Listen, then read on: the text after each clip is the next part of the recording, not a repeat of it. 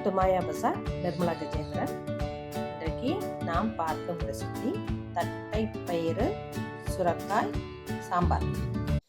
கடாய் சூடாக இருக்கு. இந்த கப்பில் அரை கப் தட்டைப்பயிறு எடுத்திருக்கேன். முழு பயிராகவே நம்ம வறுத்து வேக வைப்போம். எலுமிச்சம்பழம் அளவு புளி எடுத்திருக்கேன். இதை கழுவிட்டு வார்ம் வாட்டரில் ஊற வைப்போம். இதை விடாமல் வறுக்கணும். ரொம்பவும் வறுக்கக்கூடாது. லேசாக மணம் வரும், அப்போ ஆஃப் பண்ணிடணும். முதல்ல கொஞ்சம் ஹை ஃப்ளேமில் வச்சுக்கலாம். ஒரு நிமிஷம் ஆன விட்டு ஃப்ளேமை குறைச்சி வச்சுக்கலாம், இல்லாட்டி கருகிரும். கலர் லேசாக மாறும். இப்போ கொஞ்சம் கலர் மாறி இருக்குது, வாசமும் வருது. ஆஃப் பண்ணிடலாம். இதை பாத்திரத்தில் போட்டுட்டு தண்ணி ஊற்றிடலாம். பச்சை தண்ணி தான் ஊற்றுறேன். 1 மணி நேரம் ஊறுச்சுன்னா சீக்கிரமாக வெந்துடும். குக்கரில் 3 டம்ளர் தண்ணி விட்டுருக்கேன். நம்ம ஊறுனா பருப்பில் கல்லெல்லாம் எடுத்துகிட்டு போட்டுடலாம்.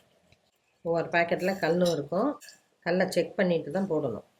பாசிப்பயிறு, தட்டைப்பயிறு, கொள்ளில் கண்டிப்பாக கல் இருக்கும்.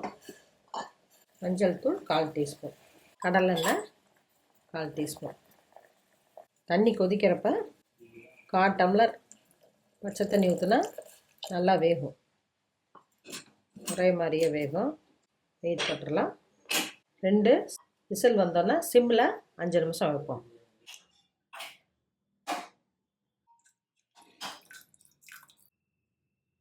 நல்லா இப்படி மைய வெந்துடணும். வெந்துருச்சு. இந்த தண்ணியை வடித்து நம்ம ரசம் வச்சா ரொம்ப டேஸ்ட்டாக இருக்கும். புளியும் ரசம் வார்ம் வாட்டரில் ஊற வைப்போம். பருப்பு வேக வச்ச தண்ணியில் கொஞ்சம் ஊற்றுறேன். நான் ரசம் வைக்கிறதுக்காக கொஞ்சம் தண்ணி எடுத்துக்கிட்டேன். ரசம் வைக்கலைன்னா எல்லா தண்ணியுமே ஊற்றிடலாம். கொஞ்சம் தண்ணி ஊற்றுறேன். சுரக்காய் சின்னதாக 1 எடுத்துருக்கேன். இல்லை கொஞ்சம் பெரிய பீசஸாக போட்டுக்கலாம். ரொம்ப குட்டியாக வேண்டாம், குழஞ்சிரும். சின்ன வெங்காயம் 10 2ஆக போட்டிருக்கேன். பூண்டு 2 கட் பண்ணி போட்டிருக்கேன். பச்சை மிளகாய் 2, தக்காளி பெரிய பழம் 1 போட்டிருக்கேன். காய்க்கு மட்டும் தேவையான அளவு கல்லுப்பு போடுறேன். சாம்பார் தூள் 1/2 டீஸ்பூன் போடுறேன். நம்ம பருப்பு 1/2 கப்பு தான் போட்டிருக்கோம். 1 கப்பாக இருந்தால் 1 டீஸ்பூன் நிறைய போட்டுக்கலாம். கருவேப்பிலை பொடியாக நறுக்கி போட்டுடலாம். 3 மினிட்ஸ் மீடியம் ஃப்ளேமில் வேகட்டும். புளியை கரைச்சி வடித்து வச்சுக்கலாம். இடையில ஒரு தடவை கிளறி விடுவோம். காய் வெந்துருச்சு. கரைச்சி வச்சா புளியை ஊற்றிடலாம். வெந்த பருப்பையும் ஊற்றிடலாம். பருப்புக்கு தேவையான அளவு கல்லுப்பு.